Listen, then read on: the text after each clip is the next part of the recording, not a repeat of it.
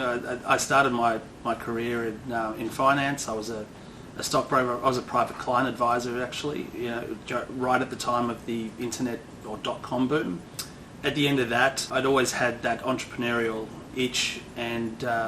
decided to sort of get out of the finance industry and have a crack at doing something different, and without really having too much experience. I sort of sat long and hard and thought about it, and I had a lot of clients when I was broking that were in the hospitality industry, and by nature I'd socialised with them a lot and got to understand a lot of their problems. And so the first little crack at business that I had was to create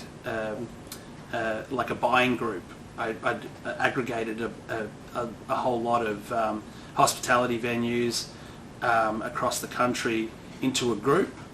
and what we called ourselves was like an efficiency broker. So what we did was we managed all of the variable costs associated with them running their businesses,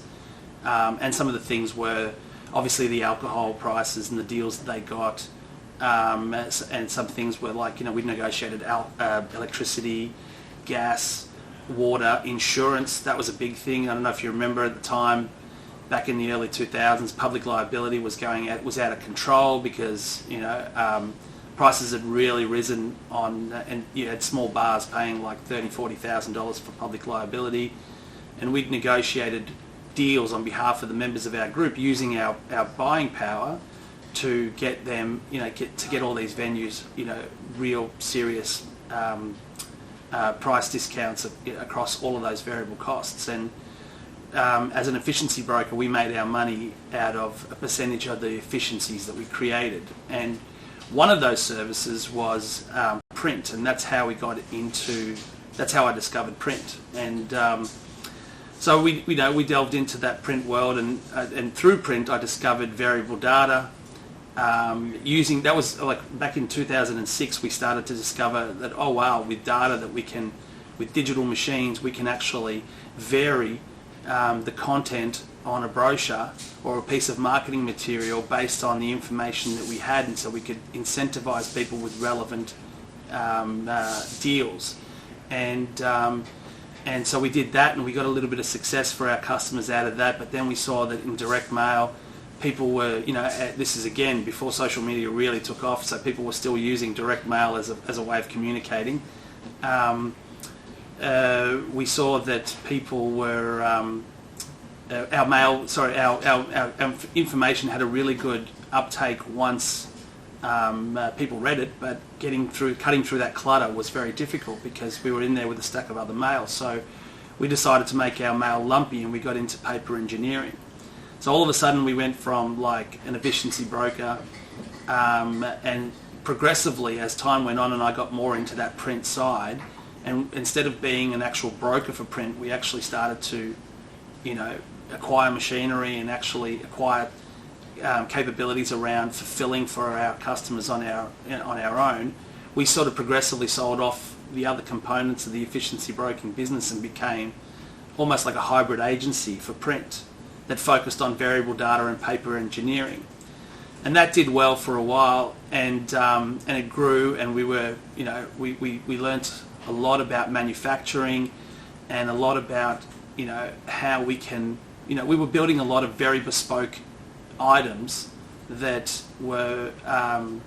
that were lumpy. Like, so it wasn't a sheet of paper, it was like a box and a kit, or things with secret compartments, or using magnets and to make things levitate and so on. And it was all about getting that wow factor, having things explode and pop out and fly out when you open mail and so on. And we got a lot of a success out of it, but we found that we were spending a lot of time in R&D, and then our customers were only ordering a small amount, and then they weren't reordering them, and so we were charging a lot of money for a very small amount of things. And so from there, the idea came that, well, what if I could take those complex paper products that we were creating and make it easy for people to order them in small quantities, and add data as they went. So what if I could give them a way to actually to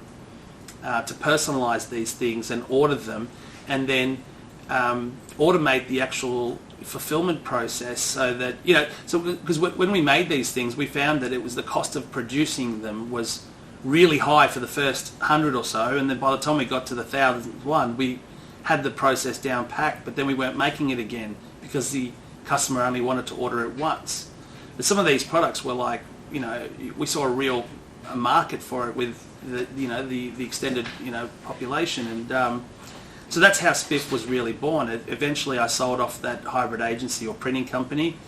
to a large printer, and we went into that software world where we started to develop a platform to give people the ability to visualize these complex products in 3D, and then allow them to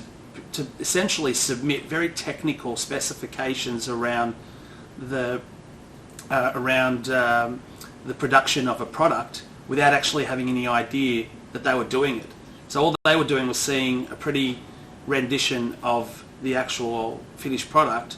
but what we were doing in the back end is we were building